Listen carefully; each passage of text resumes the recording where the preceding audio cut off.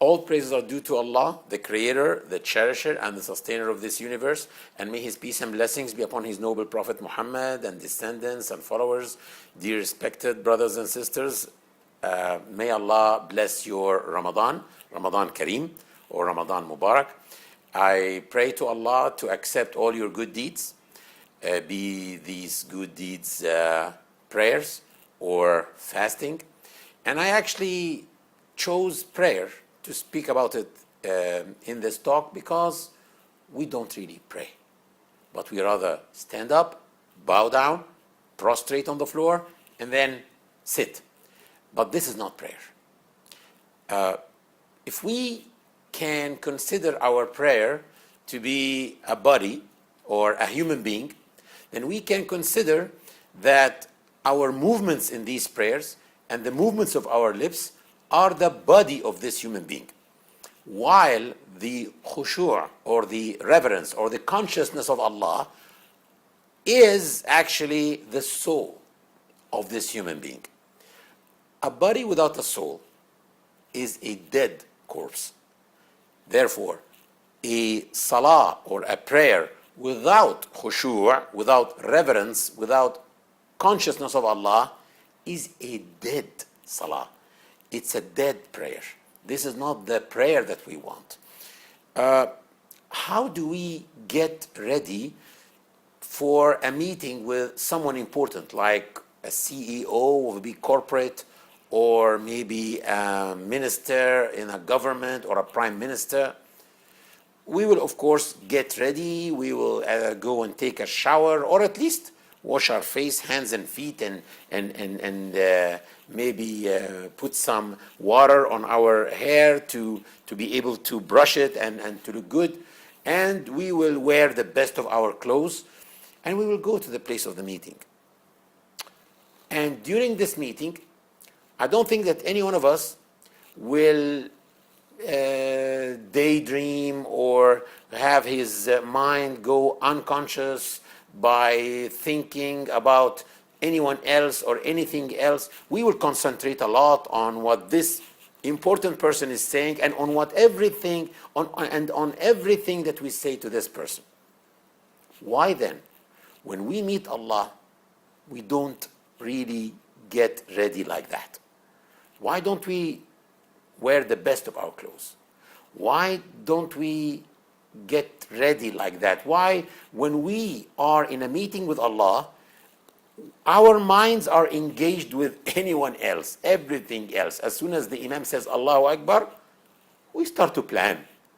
Someone may start to plan that after the Salah, he needs to go to the supermarket and buy the shopping list that was put in his pocket, and then he needs to continue his studies. He needs to do his master's degree, PhD, and buy a big home and change his car, and so. And then all of a sudden, we hear Assalamu alaikum wa rahmatullah, Assalamu alaikum wa rahmatullah.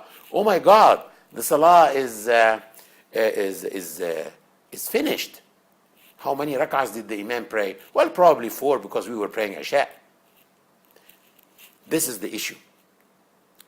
When we compare our behavior, when we are in a meeting with an important person, with our behavior when we are meeting Allah, when we are standing before Allah, we can understand the verse in the Quran that says, مَا قَدَرُ اللَّهَ حَقَّ قَدْرِهِ.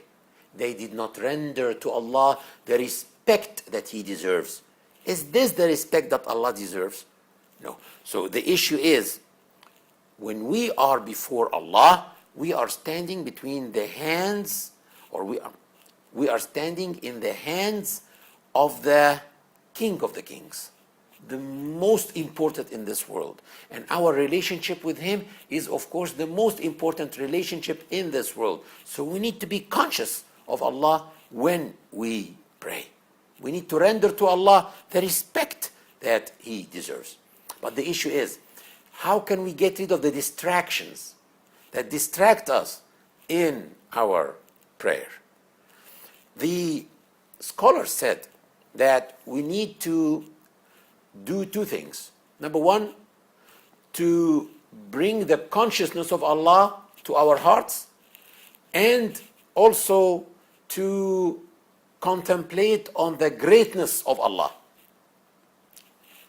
This will happen if you remember death. Whenever you go to pray, you need to think about what you are going to do. Number one, you look for the direction of the Qibla. You look for the direction to Mecca, towards the Kaaba.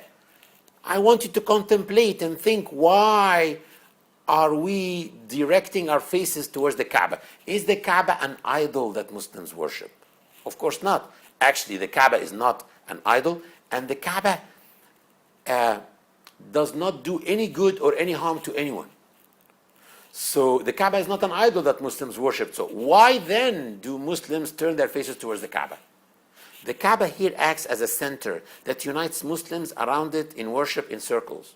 And those circles keep on widening until they spread all over the earth. So even when I pray individually, when I pray alone, with no one with me, I still speak in a plural tense. I say, you alone we worship, and to you alone we turn for help. I don't say you alone I worship or I turn for help. I say you alone we worship. إِيَّاكَ نَعْبُدُ وَإِيَّاكَ نَسْتَعِينُ. You alone we worship, and to you alone we turn for help. Why? Because I'm not alone. I am in a circle. Other brothers and sisters are with me in that circle. It's true that they are not just next to me, but maybe they are in Denmark or in China. Maybe they are on a boat or on a mountain. This Kaaba gives me the sense of universality of this religion. So whenever you start praying and you direct your face towards the Kaaba, remember the universality of this religion, and remember that you have brothers and sisters all around the world. And you will be remembering them during your salah when Allah tells you. And we will come to this. And then start to bring the consciousness of Allah and the khushu' to your heart by thinking about death, as we said. Think that you died and you resurrected, and you are now going to walk on the sirat. The sirat, or the path on the Day of Judgment, it's a very thin one and a very sharp one. You're going to walk on it, and on your right hand, there is the Jannah, the paradise with all the bounties in it that you wish to enjoy. And on your left hand side, there is the Jahannam, there is the hellfire with its flames trying to bust you and to take you to be punished. So you think about the Day of Judgment.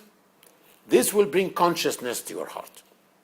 But still, there are things in this life that distract us a lot, like money, bank accounts, cars, houses, studies. Before you start praying, put your hands like that and put everything that will distract you in your hands. Imagine everything, like your money, your accounts, your car, your house, your studies, everything, and throw it all behind your back and say Allahu Akbar.